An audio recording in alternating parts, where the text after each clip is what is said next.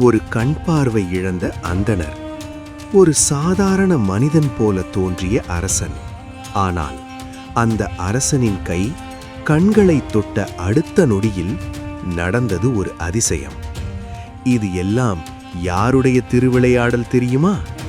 திருச்செந்தூரான் முருகப் பெருமானின் அருள். Presenting sponsor Tamil matrimony. தமிழர்களின் நம்பர் 1 சாய்ஸ் தமிழ் மேட்ரிமோனி. இப்போது புதிய அறிமுகம் ஆச்சி ஹோட்டல் சாம்பார் 50 கிராம் ரூபாய் 20 மட்டுமே. காசியவர் என்ற அந்தணர் கல்வி கேள்விகளில் சிறந்தவர்.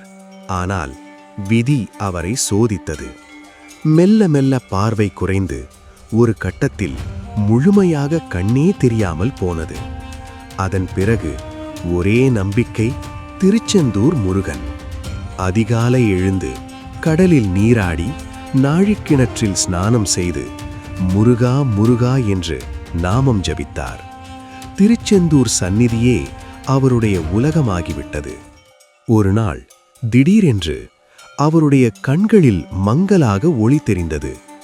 மகிழ்ச்சியில் துள்ளிய காசியவர் கண்ணீருடன் வேண்டினார், திருச்செந்தூரா, உன் அருளால் என் பார்வை முழுமையாக திரும்ப வேண்டும். அப்போது கோவிலில் இருந்த ஒரு பக்தர் அருளாடி கூறினார், காசியவா, இந்த நாட்டின் அரசன் ஜெகவீரன் இங்கு வருகிறான். அந்த உத்தம பக்தனின் கை உன் மீது பட்டதும் உனக்கு பார்வை முழுமையாக வரும். ஆனால் காசியவரின் மனதில் ஒரு பயம்.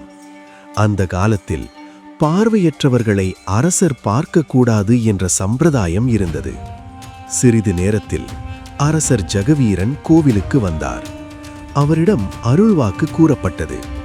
ஆனால் அரசர் சொன்னார், நான் அரசன்தான், ஆனால் அதிசயம் செய்யும் சக்தி என்னிடமில்லை. அன்றைய இரவு கோவிலில் தங்கியிருந்த அரசருக்கு திடீரென்று ஒரு எண்ணம் வந்தது. அந்த பார்வையற்றவரை என் முன்னால் அழைத்து வாருங்கள். மறுநாள் காலை முருகன் சந்நிதியில் நின்று அரசர் ஜெகவீரன் உணர்ச்சியுடன் சொன்னார், முருகா, உன் சொற்படி இவருக்கு பார்வை வராவிட்டால் நான் என் தலையை அறுத்துக் கொள்வேன்.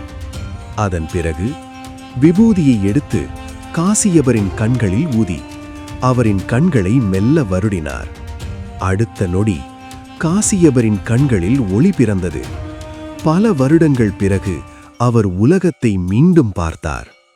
அனைவரும் அரசரை வாழ்த்தினார்கள். ஆனால் அரசர் சொன்னார், இது என்னுடைய அதிசயம் அல்ல, இது திருச்செந்தூரான் முருகனின் அருள்.